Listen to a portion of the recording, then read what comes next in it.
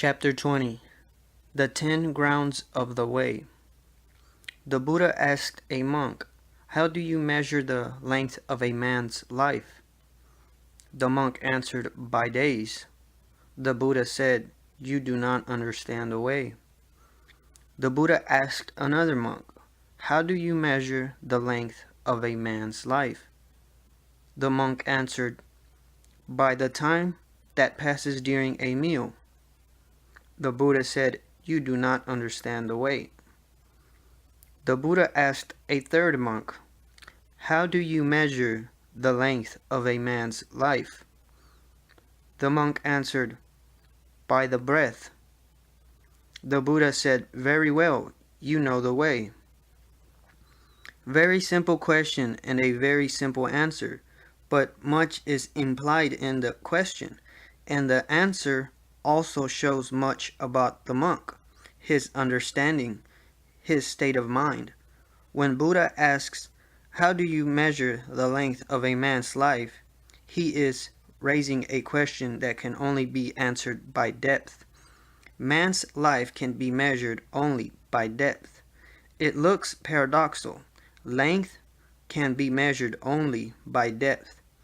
In fact, the deeper you live, the longer you live. The length of your life depends on your depth.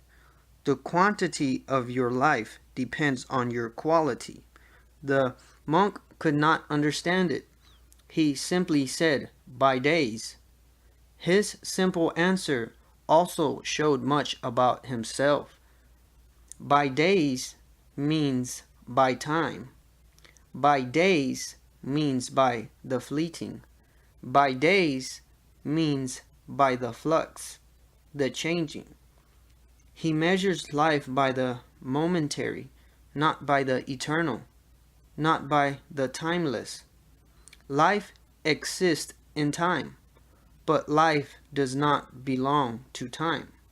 It penetrates time, and one day it disappears from time. It is just like when a ray of sun penetrates water, and when it penetrates the water, its angle changes. That's why if you put a straight stick into water, it will look curved. It will not look straight because the angle of light changes. When the ray of light enters into the medium of water, it does not belong there. It has come from beyond. It will go back. It will be reflected back. Because everything returns to its source, has to return to its source. Only then is the circle complete, and there is contentment. When Buddha asked, "How do you measure the length of a man's life?" and the monk replied, "By days," he showed his understanding. He does not know anything beyond time. He thinks life is just that which consists of time. Being born, getting married, living, then old age, then death. Days go on flicking by just like numbers on a gasoline pump. But this is not life. This is just the very periphery. Have you observed that if you look inside, time exists not? If you look outside, there is time. But if you look inside, there is no time. Have you not felt it sometimes, sitting silently with closed eyes, that inside you have not aged at all? Inside you remain the same as when you were a child or as when you were young. Inside nothing has changed. The face is wrinkled by age. The hairs have gone gray. Death is approaching. This is all from the outside. If you look in the mirror, then of course there are signs that much time has passed, that very little is left, that sooner or later you will be gone. But look within. There has never been any time there. You are exactly the same as you were when you were a running in a garden or on the sea beach, and collecting colored stones and seashells. Just remember, inside you are exactly the same this moment too. Time is a fallacy as far as the inner world is concerned, because in the inner world nothing ever changes. It remains the same. Its taste remains the same. In the inner world, time is simply irrelevant, and life is in the inner. It expresses itself in the outside, but it does not belong to the outside. It wells up from your within. It moves outwards like ripples. It pulsates outwards, but it arises from your innermost core. When Buddha was asking, how do you measure the life of a man? In a very simple question, he was asking a very complicated philosophical question, too. And the monk was deceived. The monk said, by days. But there is no day, no night. Time is a utilitarian concept. It is needed outside. When you are alone, time is not needed. It is a relationship between you and others. It is a relative concept. Try to find out, and you will be surprised to discover that believing in time, you have been believing in an illusion, because that which does not correspond to your inner reality cannot be real. It is just like money. If you go to the market, it has value. If you simply sit alone with your money, it has no value. The value comes only when you relate with others, because the value is just an agreement between you and the others. That's why money has a beautiful name. It is called currency. Currency means that when money moves, it has value. When it does not move, it has no value. If you go on keeping it in your pocket always and always, it is meaningless. You can keep anything else instead of it. It will be the same. Money has value when it changes hands from one hand to another. Then there is value. Its value is in being a currency, a moving force. When it moves from you to somebody else, it has value. Again, if it is stuck there, it loses value. That's why miserly people are the poorest in the world. They have money, but they don't know that money has value only when it is a currency. You can hide it in your treasure chest. You will remain poor. Time is also a currency between two people, between relationships, between societies. But in the inner world, when you are alone, it is simply meaningless. All the concepts of time, if looked at deeply, look very stupid. But people don't look deeply into things because to look deeply creates anxiety. Then you become very anxious. Then settled things are unsettled. And whenever something is unsettled, one feels anxious. One wants to be settled again. People say time passes, but where does it pass to? From where does it come? You say it comes from the future and goes into the past. That means the future exists before it has become present. Otherwise, from where is it coming from? Nowhere. From nothingness. And then you say it goes into the past. That means it goes on collecting in the past. It is still there. It still exists. Then what is the difference between present, past, and future. If they all exist, then they are all present.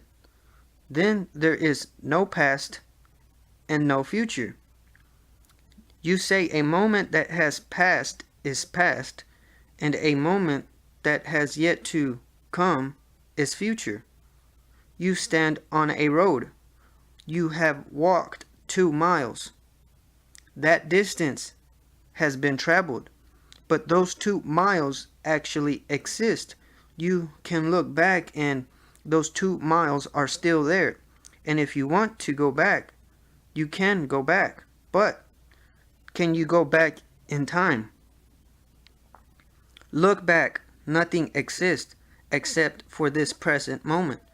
On both sides, there is simply smoke and nothing else. The past simply disappears, and the future appears out of nothing. And then a problem arises. If in the beginning there is nothing, and in the end, again, there is nothing, how can there be something between two nothings? It is impossible. Time is not a valid concept at all. It is just utilitarian. It is accepted. It has utility. Every morning you come to the discourse at 8 o'clock. If there were no time, it would be difficult. When would you come? How would you manage? And how would there be a possibility of me meeting you? It would become difficult. But remember, it is just an agreement. It is not truth. Truth is timeless. Time is a human invention. Truth is eternal. In fact, time does not pass. We pass. We come and go. Time remains. Then time is not time. Then it is eternity. Buddha was asking all these things in a simple question. The monk said, "By days." Buddha said, "You do not understand the way."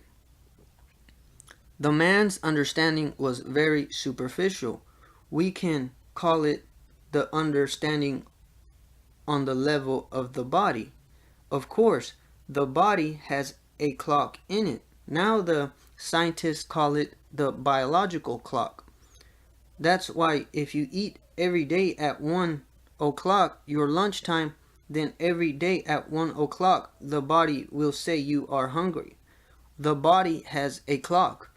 You need not actually look at the clock. If you listen to your body, the body will tell you, now it is time to sleep, because every day you go to sleep at this time. And you can even put an alarm in your body clock. When you are going to sleep, you can repeat your own name loudly 3 times. If your name is Rama, you can say, "Rama, listen, I have to get up at 5 o'clock. Help me." Talk to your body and go to sleep, and at exactly 5 o'clock, your body will awake you. The body has a clock. That's why each month, after 4 weeks, 28 days, the monthly period comes to a woman. The body manages very exactly unless something has gone wrong with the body. The woman may have disturbances, otherwise it is exactly 28 days. If the clock is functioning well, there will never be any problem. 28 days means 28 days. After 9 months, the body is ready to give birth to a child exactly after 9 months. If the woman is healthy and there is no complication in her body, it will happen exactly when the 9 months are complete. The body carries a clock and functions perfectly well. The body, of course, is measured by days, and the body shows every sign of passing time. Young, old, you can see it on the body. The body carries the whole biography. This man's understanding was very physical, very superficial. The Buddha asked another monk, "How do you measure the length of a man's life?" The monk answered, "By the time that passes during a meal."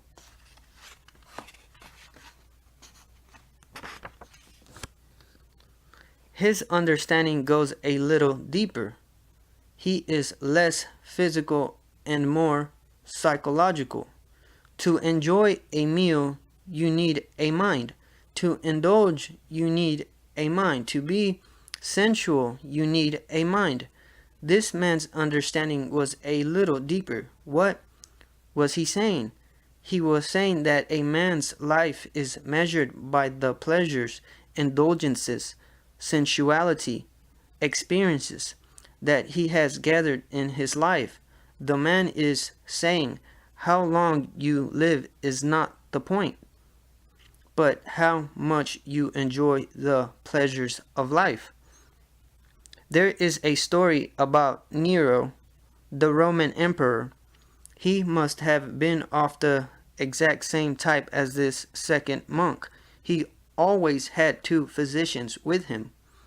He would eat, and the physicians would help him to vomit.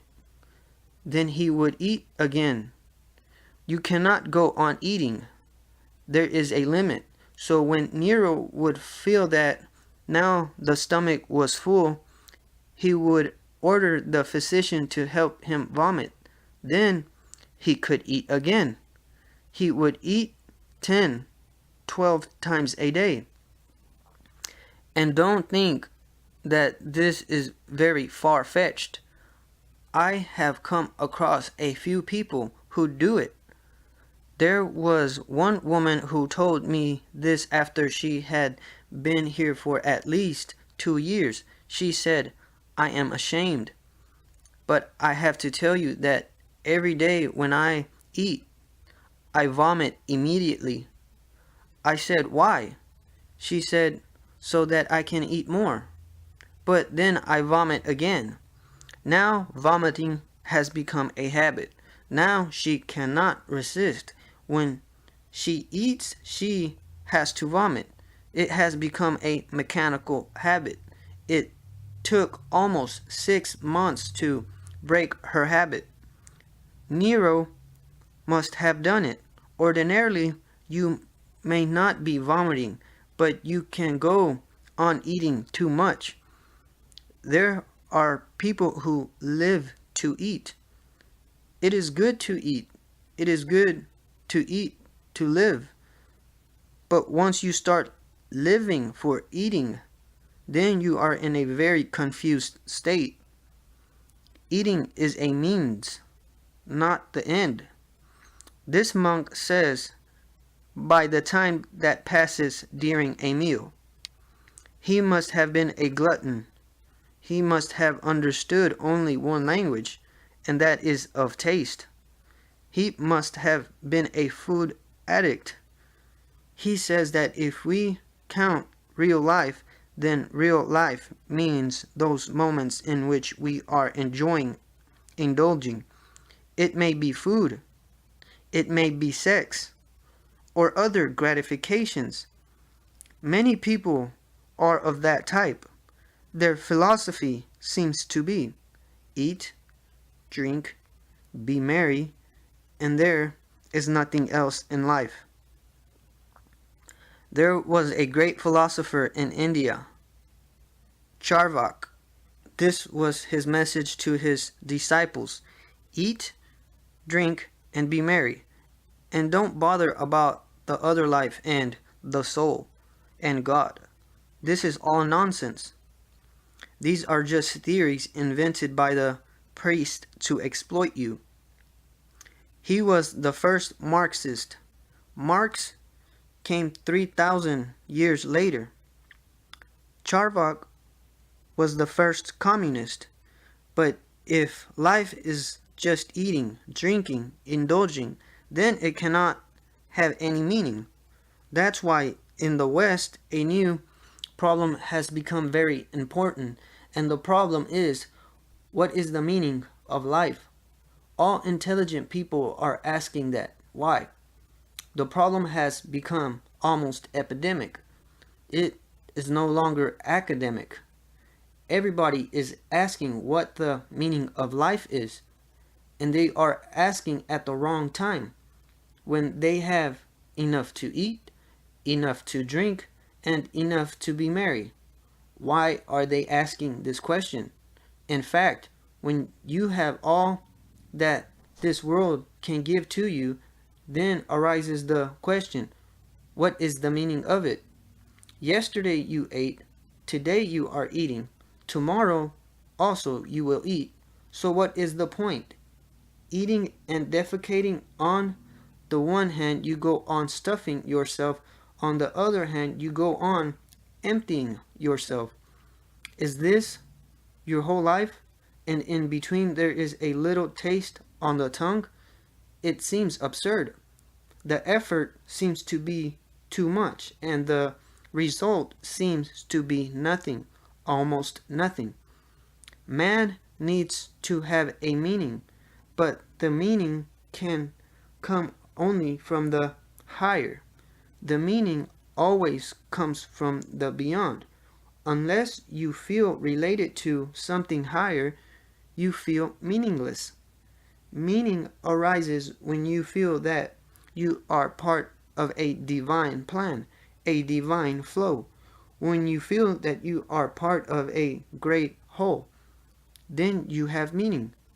A brick in itself has no meaning, but when it becomes part of a great palace, part of the Taj Mahal, it has meaning. It has contributed something to the beauty of the Taj Mahal. It is not futile. It is significant. When a feeling of godliness is not there, man starts trying to find a new meaning to his life, become part of a party, the great communist party or the great fascist party, become part of something. Then Stalin and Hitler became gods. Then you join hands with them so that you can feel a little meaning, that you are not alone, that you are not just accidental, that you have some mission to fulfill. Maybe you are here to bring communism to the world, a classless society, or you are here to bring the kingdom of the Aryans.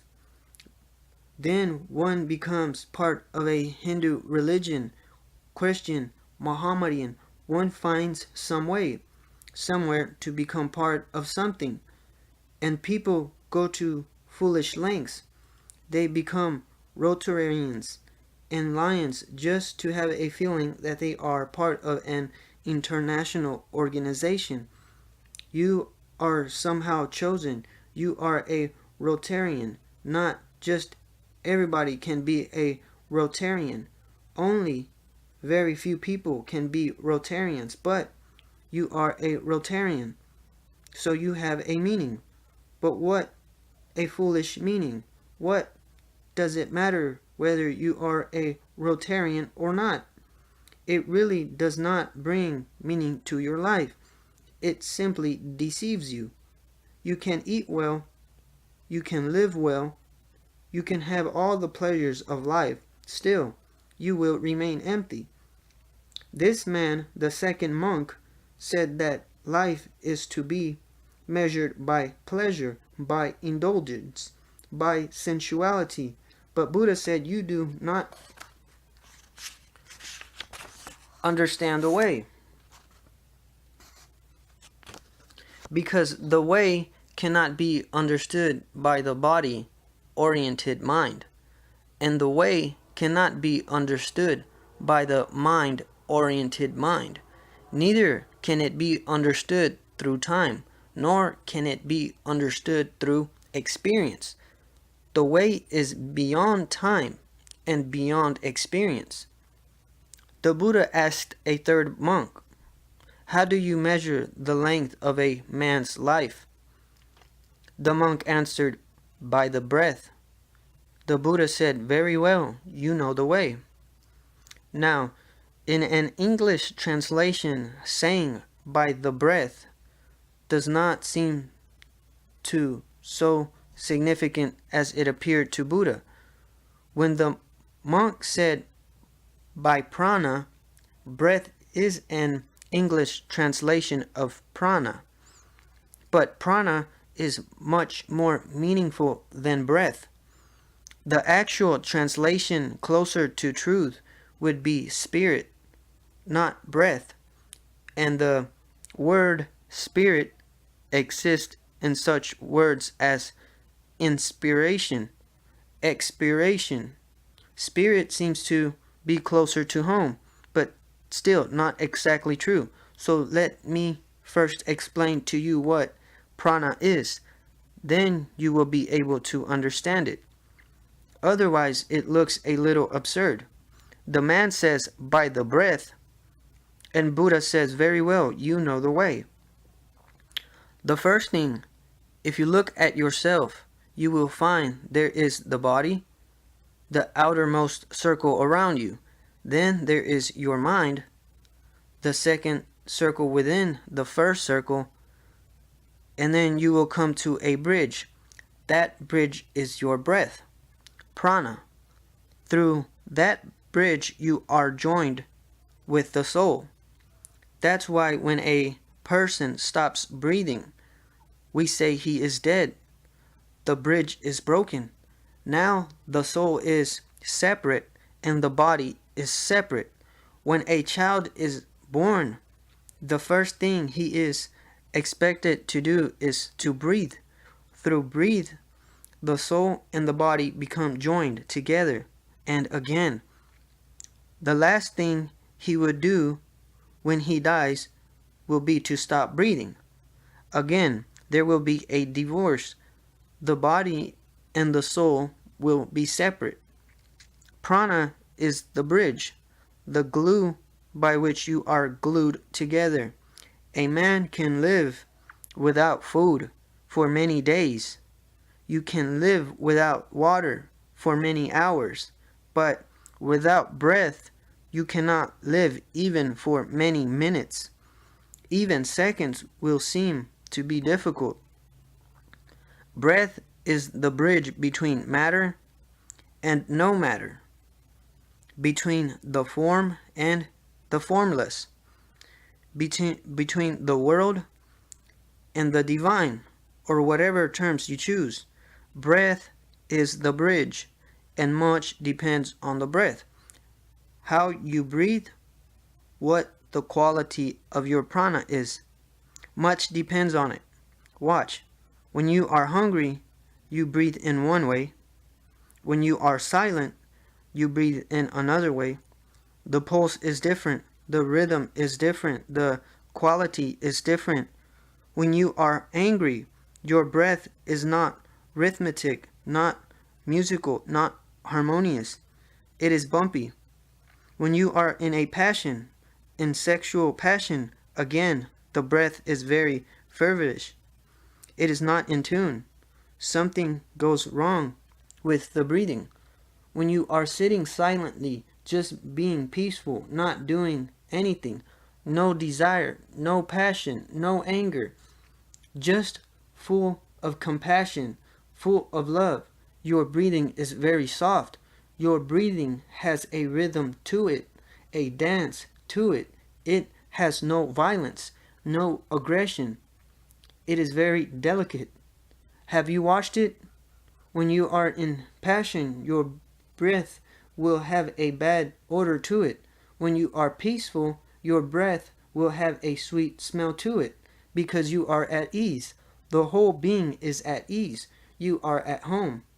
The breathing will carry the message that you are at home. There are moments of deep meditation when breathing almost stops.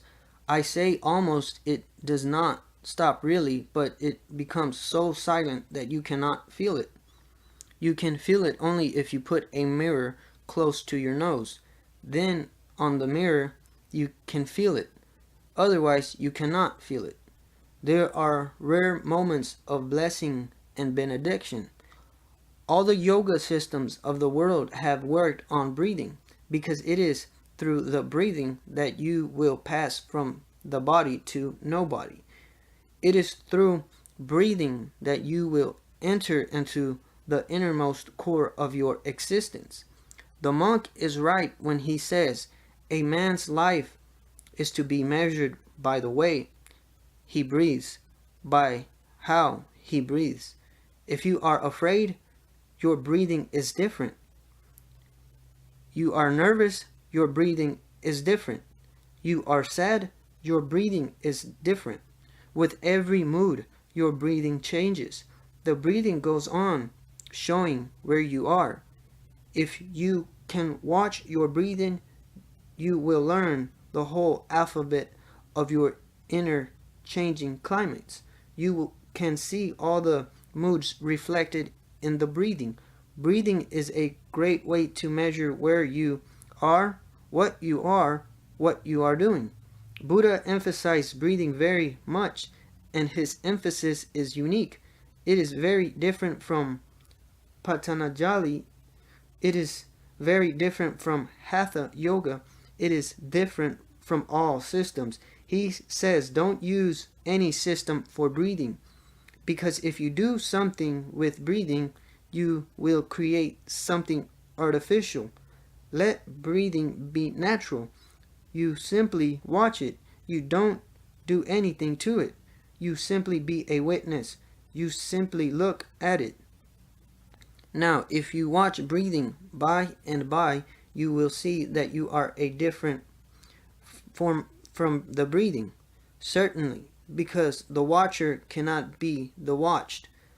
The subject cannot be the object.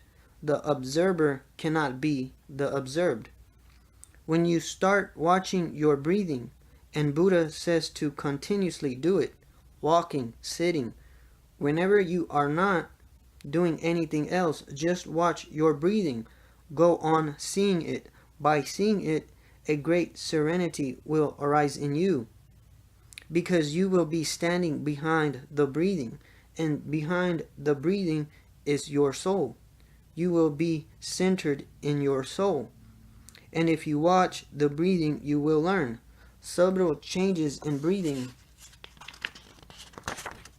show where you are, and breathing continuously functions as a measuring rod. A slight change in breathing will be noted when your awareness is full, and you can drop then and there. You can become more alert. If you feel your breathing is wavering a little, and you feel that this wavering is the wavering that comes when sex takes possession, then it is the moment to become more aware. If the wavering breath settles, you have passed through it. That desire that was going to possess you will not be able to possess you. By and by, you become aware of what type of changes happen in breathing. When you become angry, they are so subtle that if you can become aware when the breathing changes slightly, the anger can be dropped from there, because it is right in the seed, and the seed can be dropped easily. When things become big trees, it is very difficult to drop them. You become aware of anger only when it has already possessed you. Then diagnosis is too late. In Soviet Russia, they developed a new kind of photography called Kirlian photography. Kirlian photographers say that we can catch hold of a disease 6 months before it really happens to the person. And if that can be done, then there will be no need for anybody to be ill. The person himself is not aware that he will be falling a victim of tuberculosis in 6 months. How can you be aware of that? But before it enters into the body, first it enters prana. Before it enters the body, first it enters your energy. They call it bioplasma. in Russia. It is exactly what we mean by prana. Bioplasma, your vitality, your body, electricity. First, it enters into the body, electricity, and then it takes 6 months to be transformed into a physical phenomenon. Then it becomes solid in the body, and then it is already too late. When you start treating it, it is already too late. If you can have caught it when it was in the bioplasma, you could have destroyed it very, very easily. There would have been no problem in it, and the body would never have suffered. The body would not even have known about it. Buddha says that anything that enters into the bioplasma first happens in your breathing. Anything that happens to your body, to your mind, first happens to your breathing. Maybe someday Kirlian photographers will be able to rediscover the fact that there is a certain association between the pulse of bioplasma and breathing.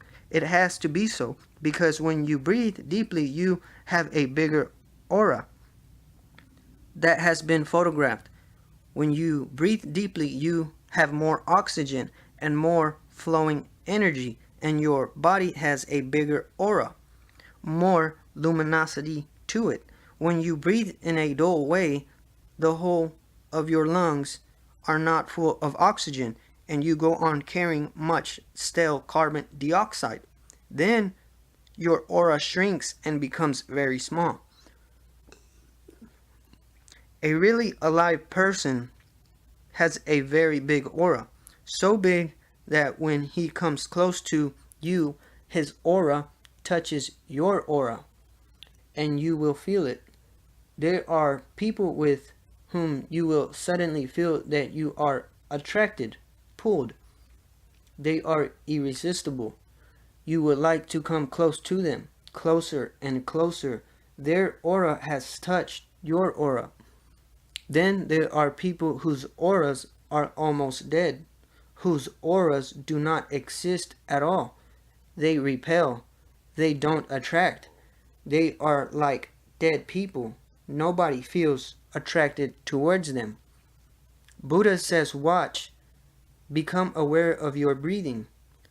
His yoga is called Anapanasati Yoga, the yoga of watching the breath and coming in and watching the breath going out. He says this is enough. So when the monk said, by the breath, Buddha said, very well, you know the way. The Buddha's way has 10 grounds called bukhmis. Bukhmi means ground. Buddha has said that if you understand these 10 grounds, and if you practice these 10 grounds, you will attain to the ultimate. I would like to go into these 10 bukhmis, these 10 grounds. They are very practical.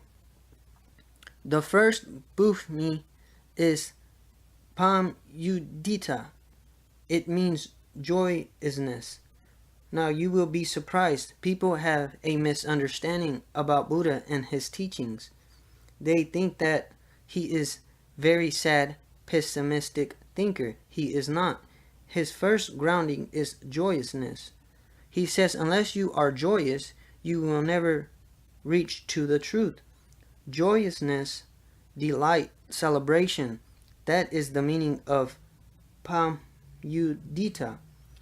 Be like a flower, open, dancing in the breeze, and joyous. Only joy can take you to the other shore. If you are not joyous, your very sadness will function like a rock around your neck and will drown you. People are not drowned by anything else but their own sadness and pessimistic outlooks. Life has to be joyous, then life becomes spiritual. If your church is sad and that church exists for death, not for life, a church, a temple has to be joyous. If you come to a saint and he has no sense of humor, escape from him. Be aware. he can kill you. He will prove poisonous. If he cannot laugh, then you can be certain that he does not know what truth is. Truth brings a sense of humor. Truth brings laughter. Truth brings a subtle happiness for no reason at all. Pam yudita means joyous for no reason at all. You are sometimes joyous, but that is not pam yudita, because it has a reason. Someday you have won the race and you are very happy. What will you do? It is not going to happen every day. What are you going to do tomorrow? Or you have won a lottery and you are very happy, but this is not going to happen every day. One day I saw Mullah Nasruddin very sad, sitting on his veranda. I asked, "What is the matter, Nasruddin?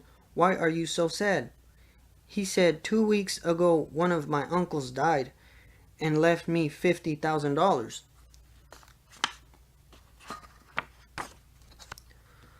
So I said, "This is nothing to be sad about. You should be happy." He said, "Yes, I was. And then the next week another uncle died and left me $100,000. So I said, "Why are you sad? You should be dancing." He said, "I know, but now no more uncles are left. It cannot happen every day. Uncles cannot keep on dying. Your joyousness, if it is caused, is bound to turn into unhappiness sooner or later. It is on the way already. Watch out.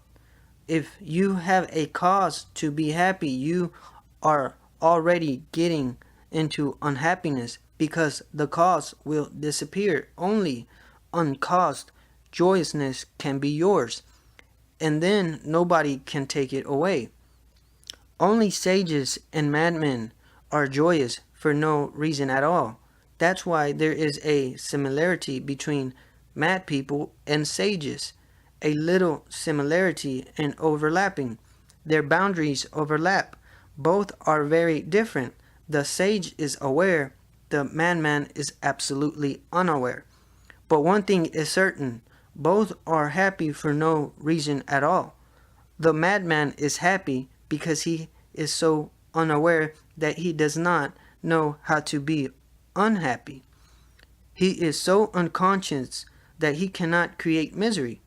To create misery, you need a little consciousness, and the sage is happy because he is so fully aware. How can he create misery? When you are fully aware, you create happiness for yourself. You become a source of your own happiness. That's what Buddha means by pam yudita, and he says this is the first ground.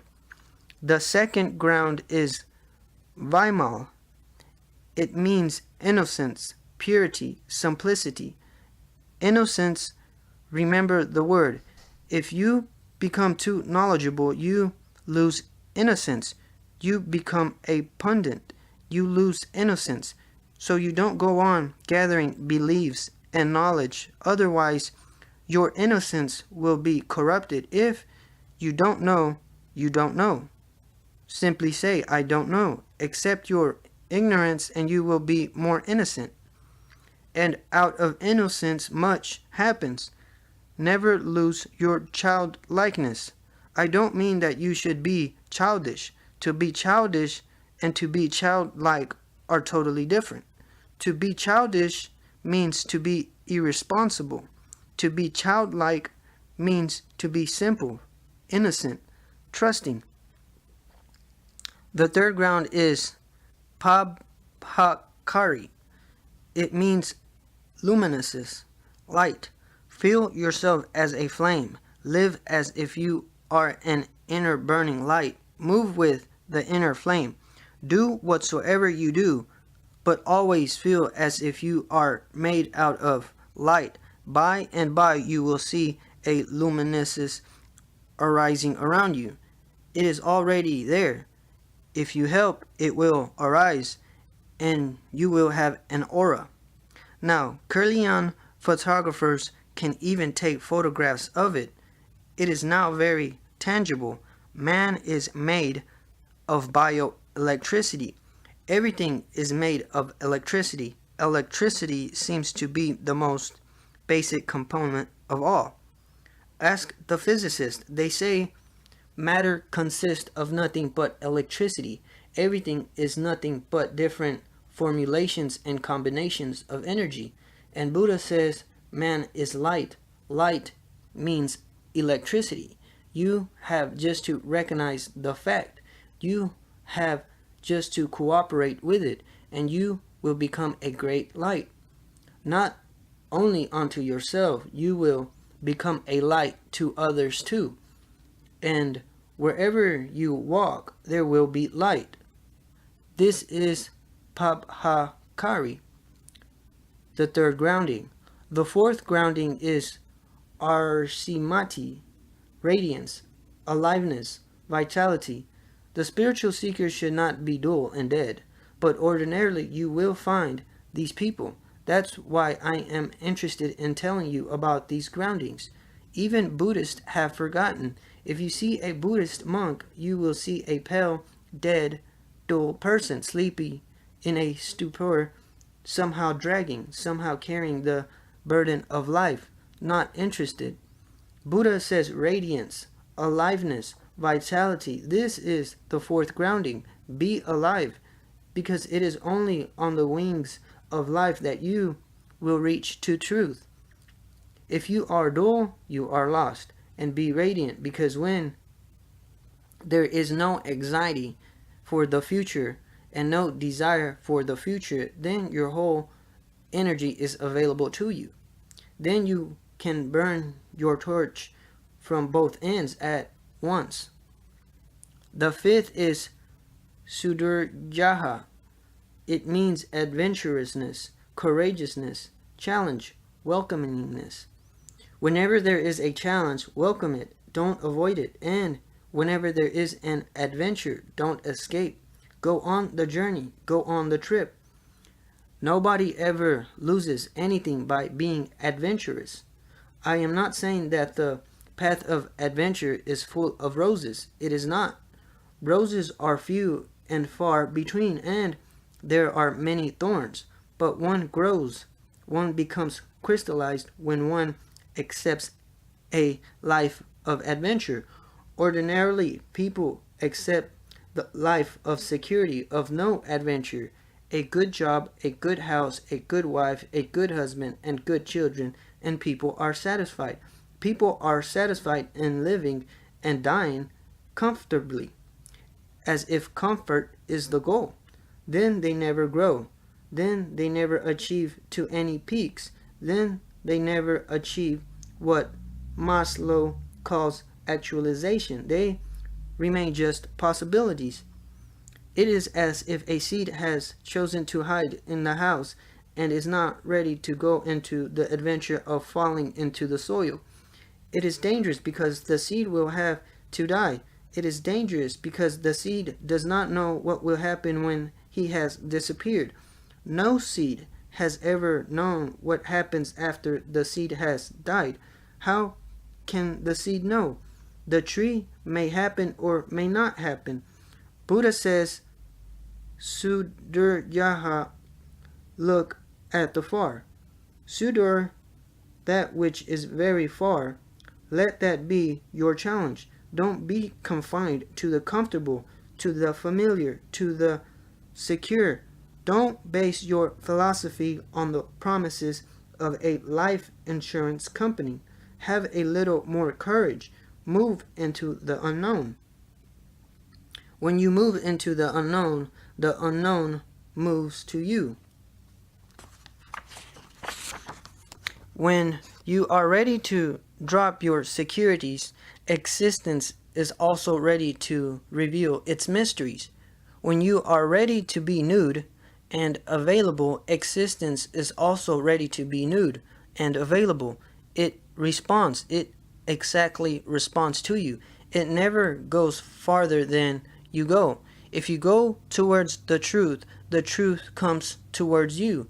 If you escape, it also escapes.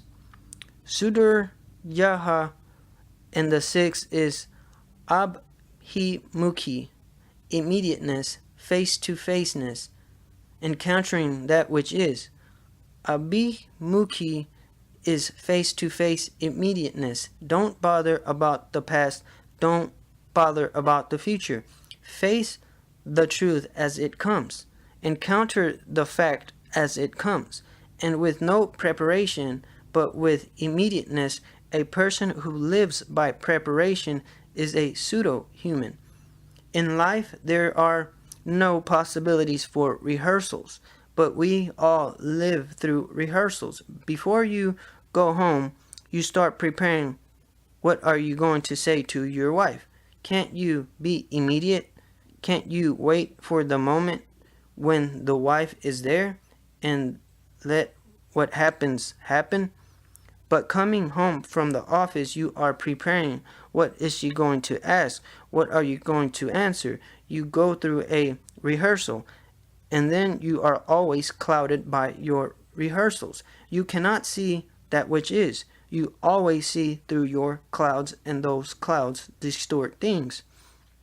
Buddha talks about abhimikuki, immediateness, be alert, and let there be response, whatsoever the result. Don't be afraid of it. People start rehearsing because they are afraid of the results, so they want to plan everything.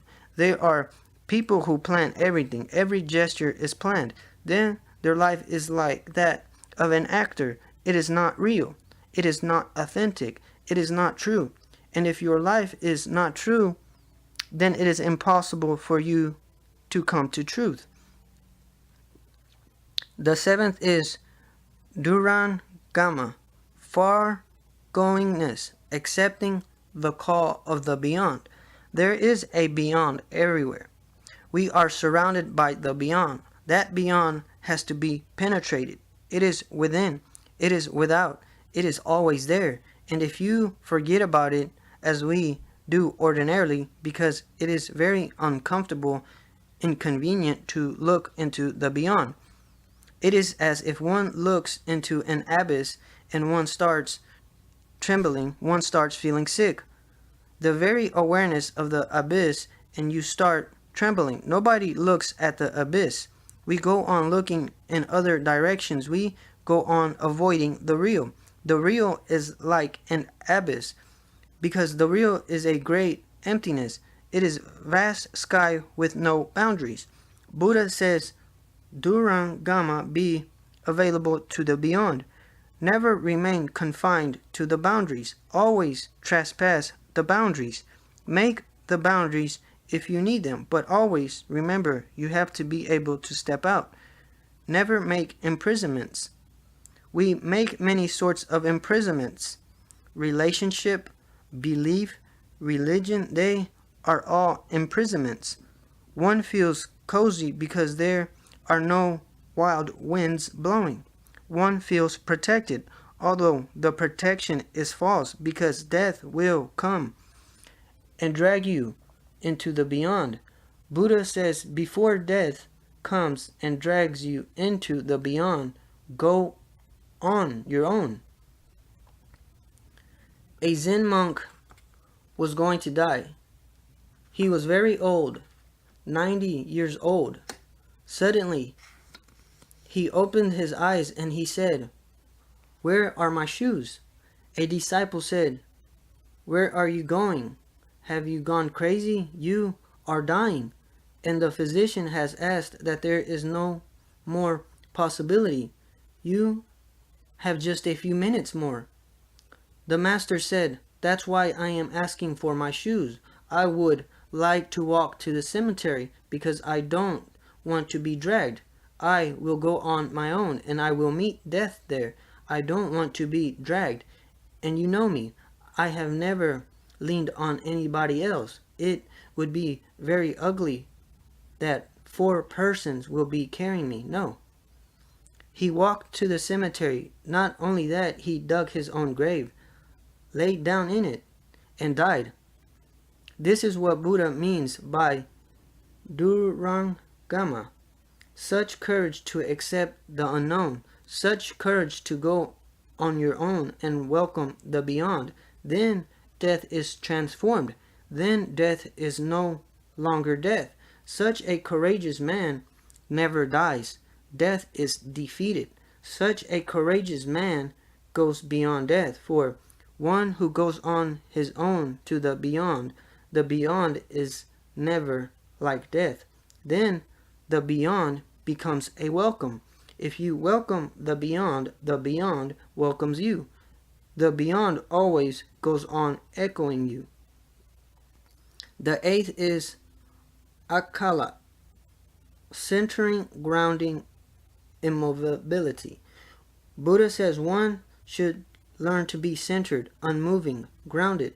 Whatsoever happens, one should learn how to remain unwavering. Let the whole world go on into disappearance. Let the whole world dissolve. But a Buddha will go on sitting under his Bodhi tree unmoved. His center will not be wavering. He will not go off center. Try it. By and by, you start coming closer to your center. And the closer you come, the more happy you will feel. And a great solidity will arise in your being. Things go on happening, but they are happening outside. Nothing penetrates to your center. If you are there, then nothing makes any difference. Life comes, death comes, success, failure, praise, and insult, and pain and pleasure, they come and go. They all pass away, but the witnessing center always remains. The ninth is sadhumati, intelligence, awareness, mindfulness. Buddha is very much in favor of intelligence, but remember that he does not mean intellect. Intellect is a very heavy thing. Intelligence is more total. Intellect is borrowed. Intelligence is your own. Intellect is logical, rational. Intelligence is more than logical. It is super logical. It is intuitive. The intellectual person lives only through argument. Certainly, arguments can lead you up to a certain point, but beyond that, hunches are needed. Even great scientists who work through reason come to a point where reason does not work, where they wait for a hunch, for some intuitive flash, for some light from the unknown, and it always happens. If you have worked hard with the intellect and you don't think that intellect is all, and you are available to the beyond, someday a ray penetrates you. It is not yours, and yet it is yours because it is nobody else's. It comes from your innermost center. It looks as if it is coming from the beyond because you don't know where your intuitive center is. Buddha uses intelligence in the sense of awareness, in the sense of mindfulness. The Sanskrit word sadhumati is very beautiful. Mati means intelligence, and sadhu means sage. Sagely intelligence, not only intelligence, but sagely intelligence. There are people who may be rational but are not reasonable. To be reasonable is more than to be rational. Sometimes the reasonable person will be ready to accept the irrational too, because he is reasonable. He can understand that the irrational also exists. The rational person can never understand that the irrational also exists. He can only believe in the limited, logical syllogism. There are things which cannot be proved logically, and yet they are. Everybody knows they are, and nobody has ever been able to prove them. Love is. Nobody has ever been to prove what it is, or whether it exists or not, but everybody knows love is. Even people who deny it, they are not ready to accept anything beyond logic. Even they fall in love.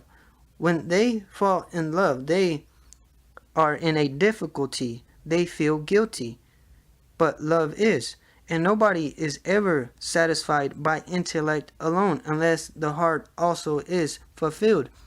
These are the two polarities inside you, the head and the heart. Sadhumati means a great synthesis of both head and heart. Sadhu means the heart and mati means the head.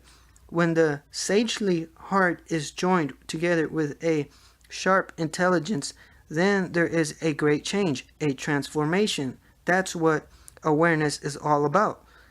And the 10th is Dharma, Mega, grace showing, becoming a cloud of truth, love, and grace. Dharma Mega, just a few days ago there were so many clouds raining, showering on the thirsty earth. Buddha says unless you become a showering of grace, you will not attain to the ultimate. The 9 grounds are to prepare you. The 10th ground is the beginning of sharing. You start showering. Whatever you get, you have to share. Then you will get more. Whatever you have to shower. You have to give it to others. You have to distribute it. All that you attain in your being has to become your compassion. Then you will get more. The more you become a spindrift of your inner energies, the more space will be created for the divine to descend in you, for truth to penetrate you. That's why it is very difficult to know the truth and not to share it. It is impossible. Mahavira remained silent for 12 years. Then suddenly one day he burst forth. What happened? For 12 years he was silent. He must have been moving into the 9 grounds. Then came the 10th. He became a Dharma Mega. He became a cloud of truth and started showering.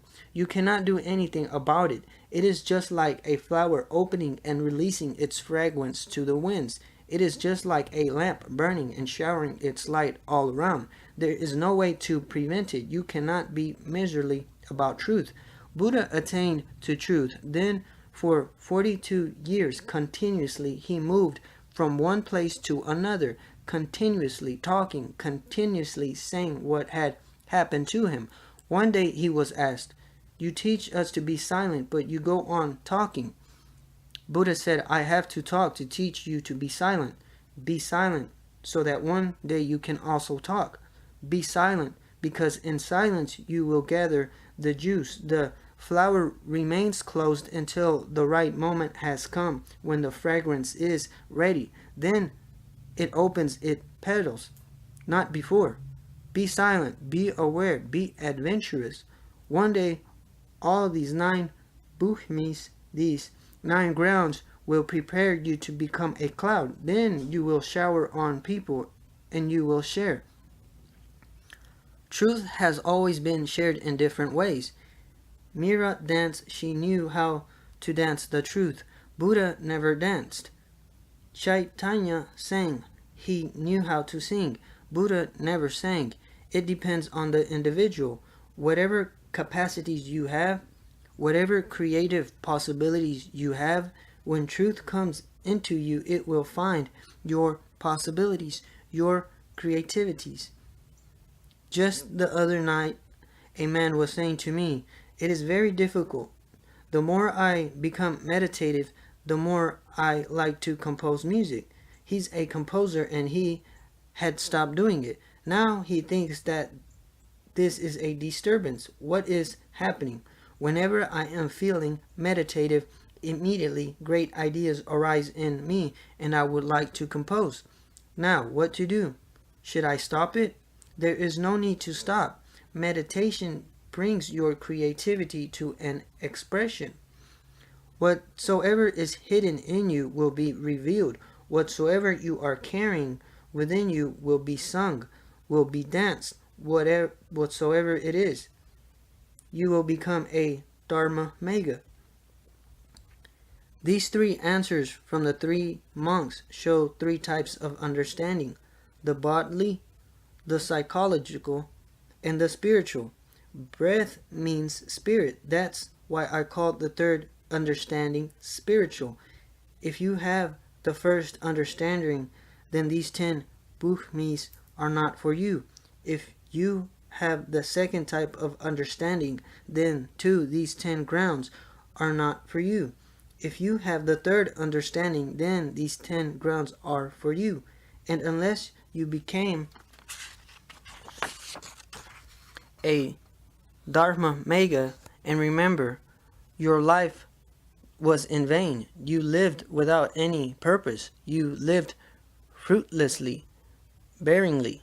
In fact, you lived not. You only appeared to live. So meditate on this small story of Buddha's, his asking and the answers. Just meditate on it. I will tell you a few anecdotes to show you how we understand. A minister asked a little girl what she thought of her first church service. Well, she said, after giving the matter some thought, the music was nice, but the commercial was too long.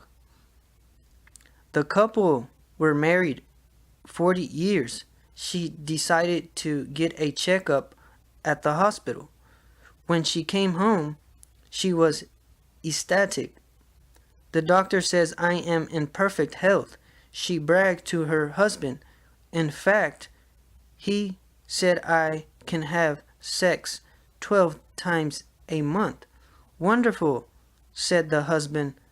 Put me down for 2. The girly show was touring army camps overseas.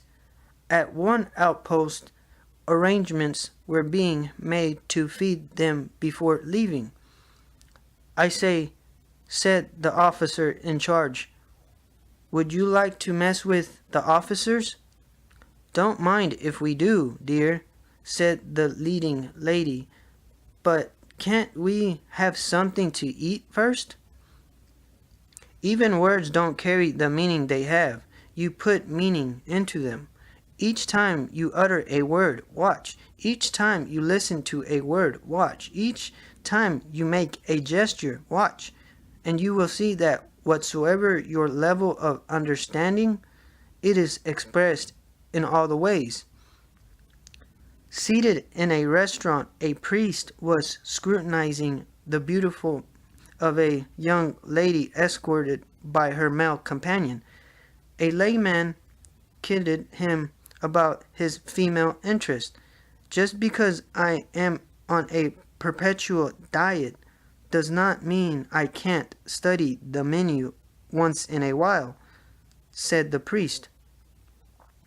Whatever in you is repressed, rejected, thrown into the basement, also goes on reflecting in your ways. Even sometimes when you avoid something, then too your very avoidance, your understanding is shown. The famous story of 2 Zen monks. Crossing a ford, they came across a woman, a very young and beautiful woman. She wanted to cross, but she was afraid. So one monk took her on his shoulders and carried her to the other shore. The other monk was furious. The other monk was fiery. It is prohibited. A Buddhist monk should not touch a woman. Now this is too much. Not only touching, he has carried the woman on his shoulder. The monk remained quiet, but he was boiling within. Miles passed. When they reached the monastery, when they were entering the door, the other monk turned to the first and said, "Look, I will have to talk to the master. I will have to report it. It is prohibited." The first monk said, "What are you talking about? What is prohibited?" He said, "Have you forgotten? You carried that young beautiful woman on your shoulders. You should not touch women." The first monk laughed and he said, "Yes, I carried her, but I left her on the other bank, miles back." "Are you still carrying her?"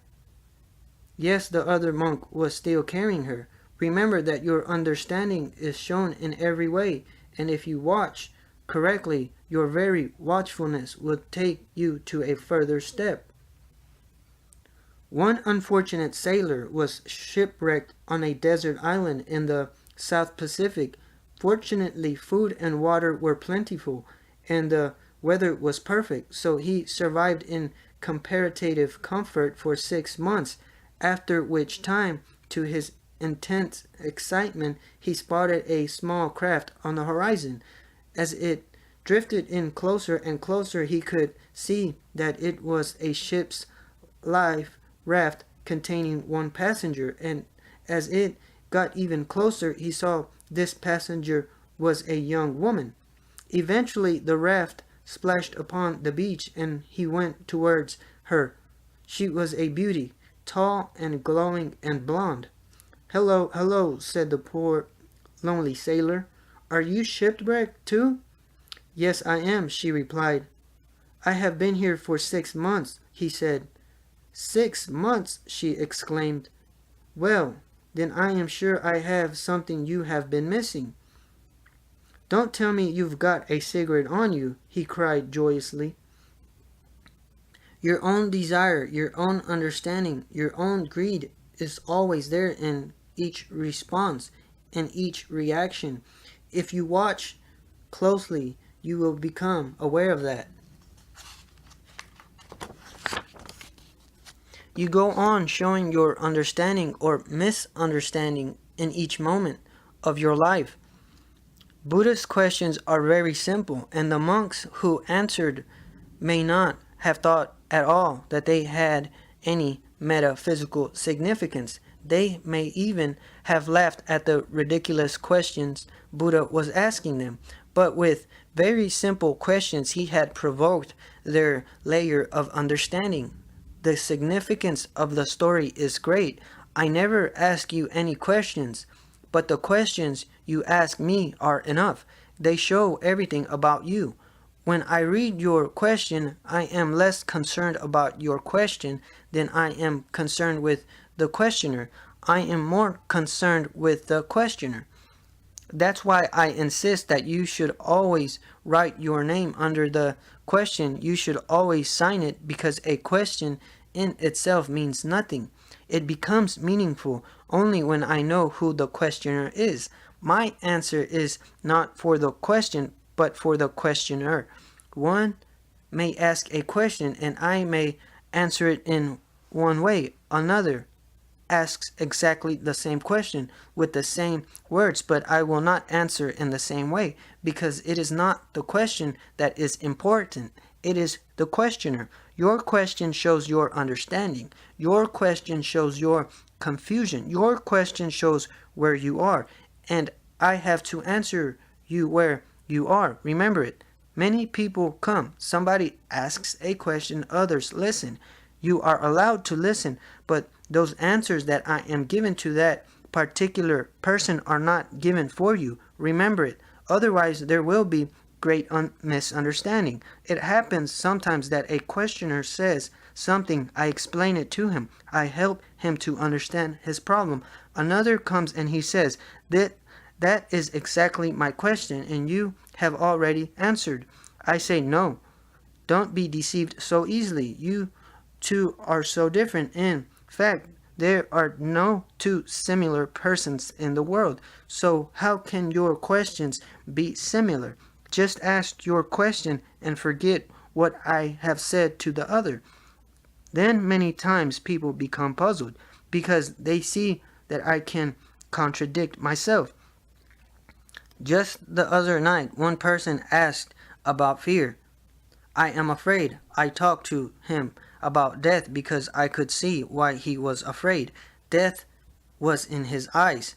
Death was around him. He was shadowed by death. I talked much about death rather than about fear, and he understood it. I said to him, accept death and fear will disappear.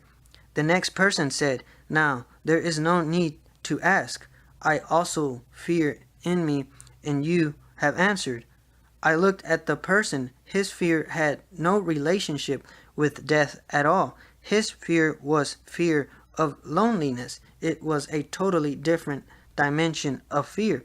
I said, forget all that I have said to the other person.